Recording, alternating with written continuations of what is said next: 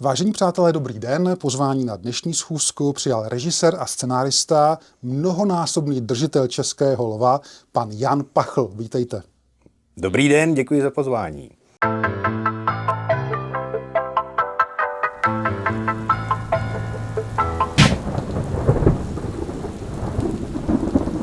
Honzo, prosím pěkně, zeptám se vás slovy klasika. Co právě točíte, mistře? Právě netočím nic, ale připravuju zhruba 3 věci k natáčení. Mám to konkretizovat? Zkuste, pokud to není tajný. Ne, není to tajný. Teďko, tak pro fanoušky seriálu Octopus mohu prozradit, že připravujeme 3. řadu. Teď nám to právě asi před 2 týdny nám to Česká televize definitivně odklepla už do výroby. To by mělo se začít natáčet příští rok v červenci. No, teď máme rok na to napsat, takže teď jsme s Josefem Vývegem pilně pracujeme na scénářích a hrozně nás to baví, protože my vždycky se snažíme tu každou řadu udělat trošku tematicky o něčem jiným. A teď ta 3. vypadá, že bude o stáří, protože už jsme oba v takovém věku zlomovým, kdy přecházíme z toho mládí do stáří a už to začínáme kolem sebe cítit, tak nás to hrozně baví, protože se tím tak trošku chystáme půdu, kam jednou ulehneme sami. Tak to musím říct, že jako to stáří je hrozně zajímavý téma, takže i tyhle ty případy, tato 3. řada bude více pracovat s tou hloubkou toho časového odstupu, kdy se ty zločiny staly, takže my tady budeme sahat do případů, které jsou starý třeba 35 let. Mm-hmm. A to mě hrozně baví, protože já se vždycky díky těmhletěm hodně dlouho odloženým případům dostávám do doby, kdy jsem byl mladý. Takže najednou vrátím do doby, kdy mě bylo nějakých 15 roků a to mě hrozně baví, protože znovu si to opakuju, co jsem prožíval. Takže díky tomu natáčení a takhle jako vždycky aspoň třeba na den během toho natáčení zase omládnu. Za což jsem vděčný, protože opravdu ten věk je neúprosný a i když jsem zatím jako nepřesáhnul 50, tak jako vidím kolem sebe, jak už pomalu jako někde se už prostě překračuju nějakou hranici, no. Což je smutný, ale takový je život. No. Tak to je jedna věc, co chystáme, to je teda projekt, který budeme točit až od příštího roku, takže diváci to uvidí až třeba za 2 roky, ono to je vždycky jako dlouhý proces, než to všechno vznikne. No, teď chystám jeden projekt pro televizi Prima. Mm-hmm. To je taková, pro mě to hrozně na tom baví, že je to teda kriminálka, ale je to takový žánrově odlehčená. Oni anglosasové říkají tomu žánru cozy crime, což je takový, že vlastně se tam, kdybych to měl k něčemu přirovnat, tak jako v minulosti byl seriál Vraždy v Midsummeru. No. Tohle je podobný jako tím formátem, tím, že vlastně o ty vraždy tam ani moc nejde, ale o to, co se děje okolo nich a všechno je to vyšetřovaný s takovou lehkostí, není to nic brutálního, je to v podstatě, že stala se smrt z nějakého důvodu a teď se to musí vyšetřit a je to postavený na dvou zajímavých postavách ústředních detektivů, kdy jednoho bude stvárňovat Petr Čtvrtníček, to je jeho jako vlastně jako úplně první vstup na scénu, kdy si zahraje roli detektiva. Ho vždycky známe spíš jako z těch rolí nejrůznějších žertéřů a tady bude hrát vážnou postavu a ještě k tomu detektiva a ještě charismatického, takže na tohle se hrozně těším. Budeme s Petrem spolupracovat a parťáka mu tam dělá Elizabeta Maximová a myslím si, aspoň podle kamerovek, co jsme s nimi dělali a zkoušeli, že to je opravdu, že ta dvojka je trefa. No, máme tam vybraný krásný prostředí, do kterého jsme ten seriál zasadili a to je město Loket a jeho okolí, takže tyhle ty Krušný hory, které já hrozně miluju, protože tam jsem strávil v řádu třeba několika měsíců právě při natáčení Rapla a jiných věcí, tak já vždycky do ty Krušný hory se mi staly tak trošičku mým druhým domovem, takže to jsem hrozně rád, že padlo to rozhodnutí na tohleto město. No tak to začnu točit teď už od května. A pak od srpna tam jsem byl poctěn tím, že mě odslovil Michal Reitler, televize Nova, nebo ono to je teda OnePlay dneska, tak tam jsem byl osloven pro úplně krásnou věc, která je, já nevím, do jaký míry o tom mohu hovořit teď do médií, ale mám dojem, že zrovna dneska proběhla na Nově nějaká tiskovka, takže už to je venku, ale tak jako raději bych byl jako opatrný, protože nemám jako od nich úplně jako nějaký svolení o tom hovořit, takže tam můžu jenom říct, že to bude žánrově naprosté unikum, že se jedná o takový až noárový thriller, který se odehrává v období 80. a v půlce 90. let ve dvou časových rovinách a tématem toho thrilleru je pomsta. A je to tak jako, píše to Ondřej Gabriel s Tomášem Vávrou, já jim tam tak nějak jako sekundu, to je výjimečně, kdy já to nepíšu a pouze jenom jako jim dávám určitý nějaký vizuální rady, jak by se něco dalo jako filmově vyřešit třeba jinak nebo tak. Ale na tohle to se těším vlastně asi v tuhle chvíli nejvíc, protože v tom vidím velký potenciál a hlavně z hlediska výpravy a všech těch krásných věcí, co k tomu patří, k tomu natáčení, protože tohle by mohlo být opravdu taková krásná minisérie někde na úrovni jiných zahraničních produkcí. Tak doufám, že se nám to podaří a myslím, že zatím proto děláme všichni maximum, je takový sestavený na to all-star tým, bych řekl. Dělám na tom s lidma, se kterými už jsem pracoval na x jiných projektech, mají moji plnou důvěru. Tak hrozně mě to baví, no, protože pro mě je to takový jako něco novýho. Já vždycky spíš ty věci dělám autorsky, to je takový ten autorsko-režijní systém a tohle je úplně obrácená strana, kdy tohle to je tím, že to je ten OnePlay, oni mají trošku jiný přístup, ten korporát. A to je producentský systém, kde já jako režisér bych se měl víc podřizovat tomu producentovi, což činím a přistupu k tomu s respektem, což bych možná před 10 lety neuměl, ale to taky zase jsme u toho stáří, že jsem tak jako vychladl. No a vlastně zjišťuju, že mě to hrozně baví, že to je, protože jsem získal nějakou důvěru od těch producentů a nějak si navzájem myslím si, že tam je nějaký jako vzájemný respekt a důvěra. Takže nám to zatím funguje, ale těžko soudit, asi zásadní bude to, kdy to roztočíme, tak tam se ukáže, jak jsme to všechno byli schopní dát dokupy a jestli jsme si dopředu nelahli do kapsy, protože ten projekt je asi, jestli to můžu odhadnout, tak asi to nejnáročnější, co jsem zatím dělal i ve srovnání s Volhou, teda musím říct, která nebyla jednoduchá, tak tohle vidím, že bude ještě těžší. Jasně. Ostatně, ale ještě, jak se vrátím trošku k tomu předchozímu, jak jste mluvil o tom projektu pro Primu, o tom Petrovi Čtvrtníčkovi, to mě připomnělo, že přece Rowan Atkinson na starý kolena taky hrál detektiva Megreta, myslím. Jo, je to pravda. Jo, no. Takže tam jako to je něco jako podobného, že jo, podobný takový switch. Jo, mě to hrozně baví, když se na starý kolena právě, ono to je dost podobný třeba i v případě herce Luďka Soboty, jo, ano. že to myslím, že Honza Prušinovský ho obsadil tenkrát do okresního Přeboru, mám dojem, kde on hrál taky úplně něco jiného, než na co jsme byli celý život zvyklí a no to je bohužel taký prokletí některých herců, že se zaškatulkujou na startu své kariéry do nějaký role a už ji neopustějí. A stalo se to i tomu Petrovi Čtvrtníčkovi. No. Takže teď si myslím, že on je taky za to docela rád, že si zkusí něco jiného. No jasně. Já bych teda ještě s dovolením pro ty méně znalý diváky tady připomněl vaše projekty. Jenom namátkou Gangsterka, Cirkus Bukovský, Rappl, Oktopus jsme zmínili, nebo Český milvy ověnčená série Volha, jo, aspoň z těch největších, co tak jsou mediálně známí.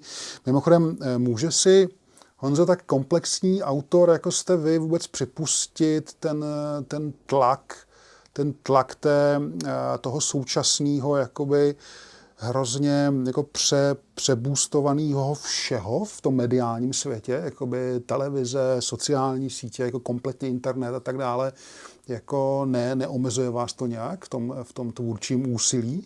Ne, já si to nepřipouštím. Já ty média, jednak já je až tak nesleduju, já nejsem, co se týče třeba Facebooku a těch sociálních sítí, já jsem pouze čtenář, já tam nedopisuju, já tam mám, já většinou to využiju maximálně k propagaci nějakého svého projektu, jako aby se lidi třeba přišli podívat do kina, ale jinak já možná, jestli tam mám příspěvek nejčerstvější, bude tak jako 3 roky starý, jo, já vůbec tam, já nekomentuju nic, někdy je lepší nemít názor na nějaké věci. Jasně. Dneska lidi to mají v podstatě jako, že ráno vstanou, musí to oznámit světu, že?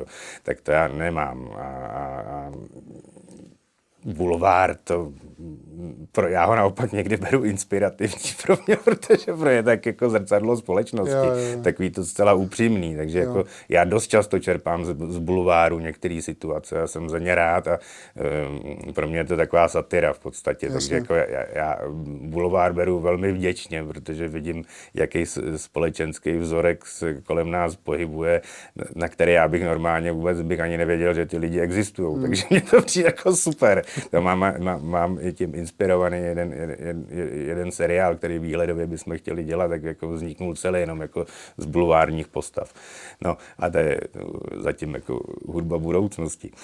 A co z nějakého tlaku na mě, já necítím společenský tlak. Tlaky jsou, když jste na volné noze, tak to znáte jako fotograf, no tak to je spíš jako, že vy musíte myslet ve výhledu v podstatě těch měsíců si nějakým způsobem už dopředu zajišťovat tu práci, což si řada lidí, kteří jsou zaměstnaní, nikdy neuvědomujou, protože my opravdu musíme dopředu myslet na to, co bude za rok, co bude za půl roku, protože jinak skončíme na dlažbě. Že? No, tak tohle je pro mě asi největší tlak, že neustále musím být ve střehu a v podstatě ten pracovní kalendář musím mít vyplněný opravdu v řádu těch měsíců dopředu vědět, co budu dělat, že si nemůžu dovolit jako sedět doma a čekat, jestli se někdo ozve. Takže tohle je takový tlak, ale tak s tím jsem se naučil žít a je to vlastně docela dobrý, že člověk nikdy nevypne. Rozhodně já si nemůžu dovolit odjet třeba na 14 dnů na dovolenou. To u mě neexistuje. Já si dám vždycky v roce dokupy týden, tak to je štěstí. No, s tím už se taky rodina naučila žít, ale tak jako, tak to lepší, než být na té ulici. No, ale co je jakoby asi nejtěžší, a to je ve chvíli, kdy nějakým způsobem ty vaše projekty začnou být úspěšný, což je sen samozřejmě každého toho autora, má to nějakou odezvu, tak do budoucna vy víte, že nemůžete selhat, nemůžete udělat nic horšího nebo jako průměrnějšího. A naopak ta meta je taková, že by to mělo nějakým způsobem jako růst nahoru, ta kvalita, což je vždycky nejblbější je to, když, nevím, Orson Welles udělá ve 24 svůj nejlepší film, který už nikdy nepřekoná, jo? Tak tohle, když se stane a stává se to hodně mladým autorům, že třeba ten nejzásadnější film udělají právě takhle jako raným věku a nikdy už to nepřekonají, tak tam musí přijít jako deprese totální. No. A mně se naštěstí podařilo ty věci udržet v nějaké kvalitě, ale je to opravdu za cenu toho, že já jsem na sebe přísnej a vyhejbám se věcem, který bych dělal čistě jenom z komerčních důvodů, nebo že bych viděl zatím, že to je ten kšeft, za který si opravím střechu na chalupě. Tak měl jsem některé takové nabídky a třeba přišly i v době, kdy jsem třeba tu práci neměl a hodila by se mi, ale naštěstí jsem nějak z toho na poslední chvíli třeba je vycouval, protože vím, že bych si to dneska vyčítal a že kdykoliv bych se na tu střechu podíval, tak bych to nenáviděl. No. Takže to je jako, že člověk nějak musí být v tomhletom na sebe přísnej.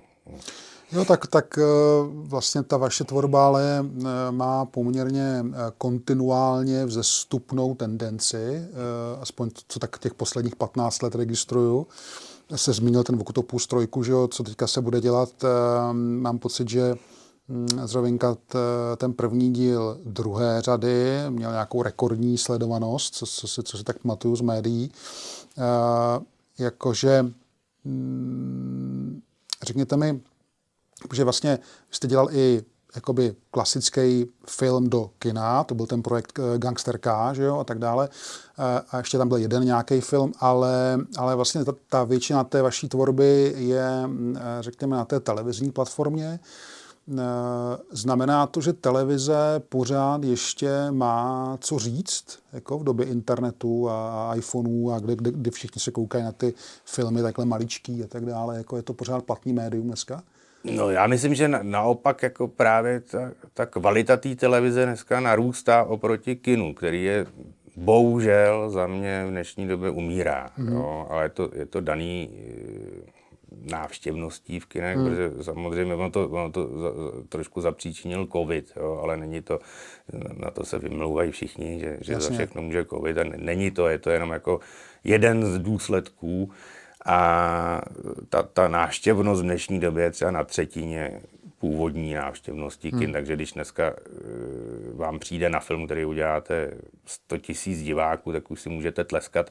Dřív to bylo v podstatě startovací pozice, jo? Takže to je dneska už jako znamením úspěšného filmu je 100 000, což bylo dřív, jako že vůbec jste byl rád, že jste si nějak jako uhradil náklady. No.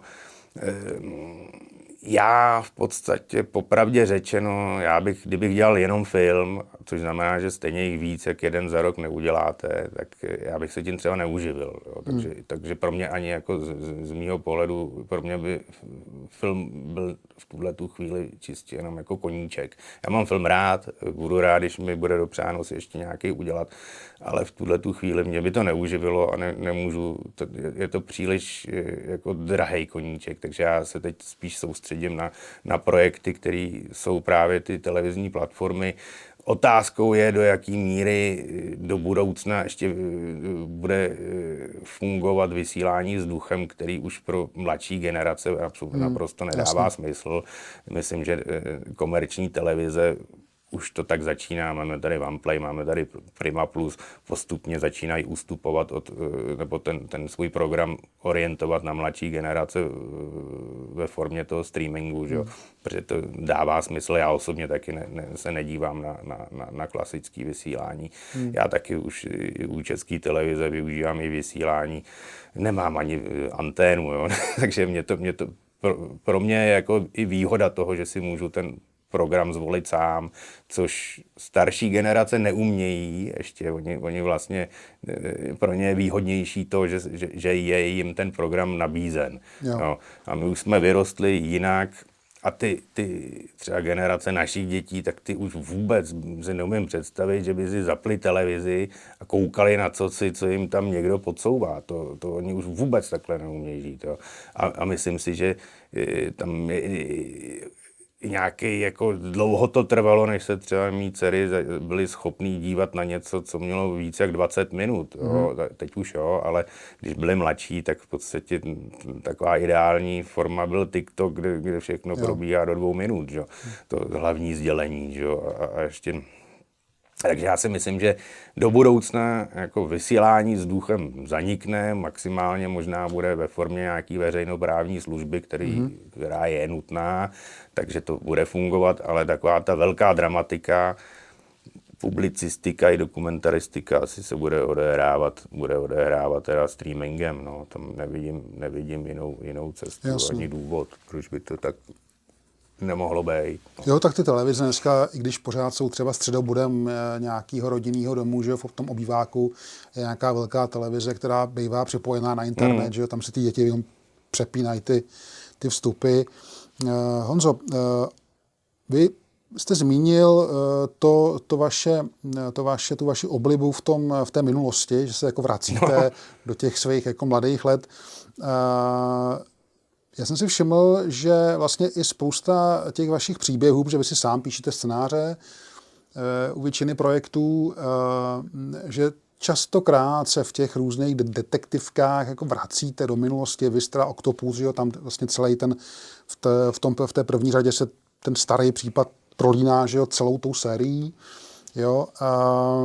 Může to mít něco společného s tím, v čem vlastně ta naše generace vyrůstala, protože my jsme zažili ty 2 velké epochy, že jo? Ten socialismus, jo, pak ty revoluce a pak teda ty 90. a to, co žijeme dneska, jo, s tím internetem. Jako, je tam něco takového v tom, jako inspirační zdroj? Ne, to je jenom, tak každý se rád vrací do dětství. Jasně.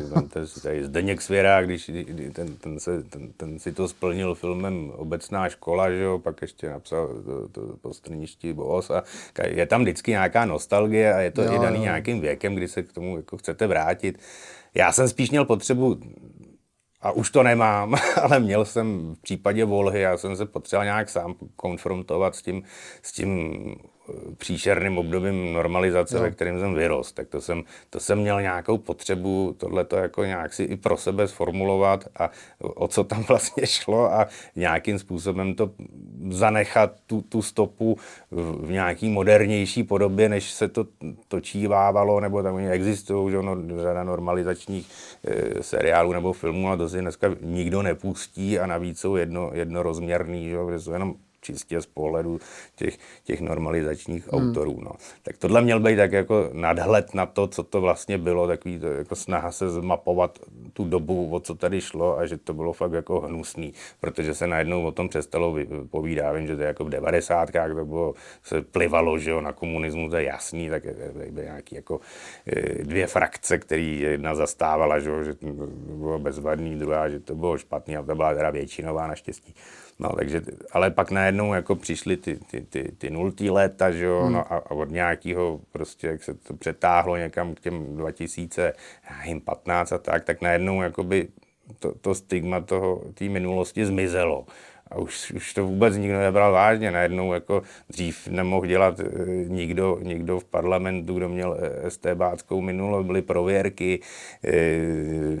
Dneska to je, jak se podívejme, máme jako ve vládě vlastně každý má nějakou komunistickou minulost. A už najednou jako ta morálka se zvrátila, že to je všechno zapomenuto, odpuštěno. Tak jako i z tohohle důvodu jsem si říkal, tak to musíme kurník nějak jako ukázat. A tak jsem chtěl, a dostala se mi náhodou do ruky kniha Karla Hynieho, který popisuje tam všechny ty peripetie na pozadí československé televize, jako ten středobod, kde se to točí, to je takový ten mikrosvět, to mraveniště, který je v podstatě té alegorie toho státu, že to není nic jiného. No, tak jsem si říkal, to je úplně jako skvělá věc, na čem by se to dalo jako ukázat a modelovat. A navíc to bylo napsané jako velmi zábavným jazykem, který ten Karel měl odposlouchaný a na tohle byl mistr. Teda jako, no, takže já jsem to přines Josefu Ivegovi právě, že bychom to měli udělat, jemu se to okamžitě líbilo. Chtěli jsme to dělat původně jako film, no, ale to bylo tak drahý už i v tu dobu, jako bylo to dost těžko zafinancovatelný, protože dobovka a poměrně jako rozsáhlá. A pak tam bylo, navíc se ukázala další věc, že my jsme přišli o celou řadu jako zajímavých situací, které by jsme prostě do toho filmu celovečerního nikdy nevlezli. A díky televizi, vlastně díky té možnosti nebo tomu formátu těch minisérií, my jsme najednou dostali jako prostor pro to, aby jsme filmovými prostředky natočili vlastně takovou jako ságu 4dílnou. Na to ve finále to bylo ještě tak dlouho, že jsme z toho museli udělat 5 dílů. A to vzniklo až ve Střížně, protože toho materiálu jsme měli fakt jako hrozně moc. No a to je právě, jak se vracíme zpátky k tomu, co jste se ptal, jestli dneska má ta televize smysl oproti tomu filmu, tak ano má, protože právě, že ty diváci už jsou tak vychovaní si hledat v té televizi ty kvalitní věci, že se vyloženě vyhledávají, tak ono jim to svým způsobem nahrazuje to kino a rozdíl mezi historickým kinem nebo někdejším a současným a televizí je to, že ta televize trošičku z mýho pohledu převzala právě funkci toho, k čemu sloužilo kino. To znamená, že v kině se zpracovávaly témata a televizní tvorba byla vždycky spíš orientovaná na situační tvorbu. To byla vždycky nějaká situace z nějakého prostředí. A vždycky velký témata zpracovávaly filmy, kinematografie. A ono se to teď otočilo. Když se podíváte, jako, jaká je programová skladba kinofilmů současně, tak je to vždycky situační komedie. ženy na útěku, nebo muži se hádají, nebo já nevím, jak jsou ty názvy těch komedií a vždycky je to nějaká situace, něco se stane v životě těch lidí, teď se to tam semele, no a je tam nějaký plytký vyústění a všichni se nasmějou.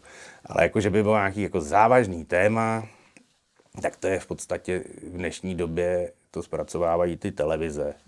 A jako z hlediska nějaké komplexnosti mají proto i větší prostor se tím zaobírat. Takže já vlastně televizní tvorbě dost fandím tý současný a myslím si, že má budoucnost a teď je jedno, v jaký formě to bude dodávaný teda jako divákům, jestli to bude formou streamingu nebo vzduchem, tak to je asi jedno, prostě konečně jsme se, myslím, jako v Čechách naučili dělat to, co jsme celou dobu vždycky jenom mohli zahraničním televizím závidět, tak konečně už jsme se to nějak naučili a myslím si, že to děláme dobře.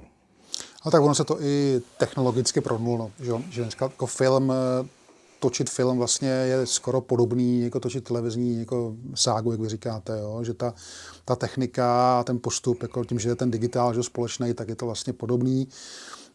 Dovolím si ale, Honzo, vrátit se, jsme mluvili o té minulosti, já si trošku v tom svém povídání vždycky pohrávám s tou řekněme, minulostí každého toho tvůrce právě proto, abychom se dobrali, řekněme, nějaký ty současnosti a těch důvodů, proč dělá to, co dělá.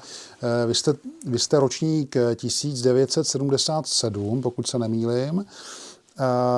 Zkusme se vrátit o +10, co dělal malej Honzík v 10 letech, čím žil? Čím jsem žil? No, chodil jsem na základní školu, to jsem mohl být v roce 87 jsem mohl být v 5. třídě, bych řekl. No. Takže jsem přešel na 2. stupeň, chodil jsem v Ostrovní ulici, škola Ostrovní, to byla jazykovka na tehdejší dobu, chodil jsem na francouzštinu. No, a co si pamatuju, měli jsme tam bazén, no. To je ohromně zajímavá informace. A jinak, co jsem dělal, no, já jsem trávil většinu času venku, co si pamatuju, že nám skončila škola v 1, ve 2 nebo něco takového a okamžitě já jsem odhodil tašku doma a běžel jsem na Petřín, kde tam jsem byl až do večera a pak jsem nějak jako hladov, špinav a roztrhán, jsem si dal večeři a zase jsem se těšil na druhý den. No, my jsme hodně jsme fungovali venku, no, což dnešní děti, to je naopak, no, ty dřepej doma, ale